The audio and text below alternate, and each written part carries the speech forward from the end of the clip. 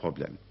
En Seine-Saint-Denis, l'usine Sonolor continue de connaître une certaine agitation après l'évacuation hier des grévistes par les forces de l'ordre. Ce matin, une manifestation avait lieu devant l'entreprise où l'on parle toujours de licenciement de 455 des 519 salariés. Une préoccupation pour le personnel qui est essentiellement féminin.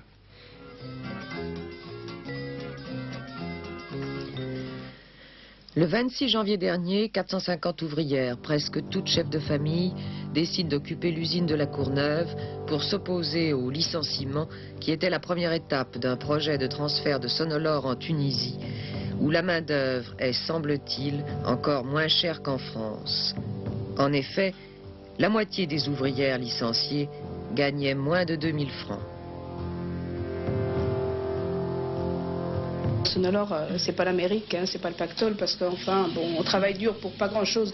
Enfin, il n'y a plus de travail nulle part. Alors il est évident que c'est ça qui est inquiétant surtout, parce que tout ferme.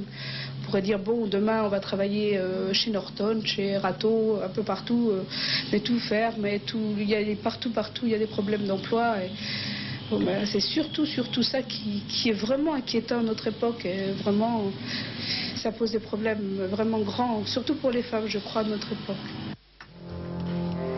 Ce sera d'autant plus difficile pour ces femmes qui travaillaient chez Sonolor depuis 15 ou 20 ans de trouver une possibilité de reclassement, puisqu'on sait qu'il y a déjà 50 000 demandeurs d'emploi à la Seine-Saint-Denis.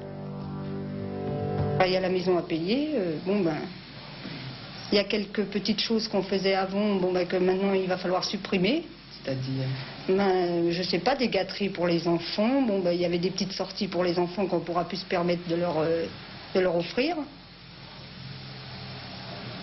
Les vacances, pas question d'y compter non plus. Vous pensez retrouver du travail dans la région? Je voudrais bien, mais ça m'étonnerait. Hein. Il n'y a pas d'espoir. Parce que pour les femmes, il n'y a pratiquement pas grand-chose.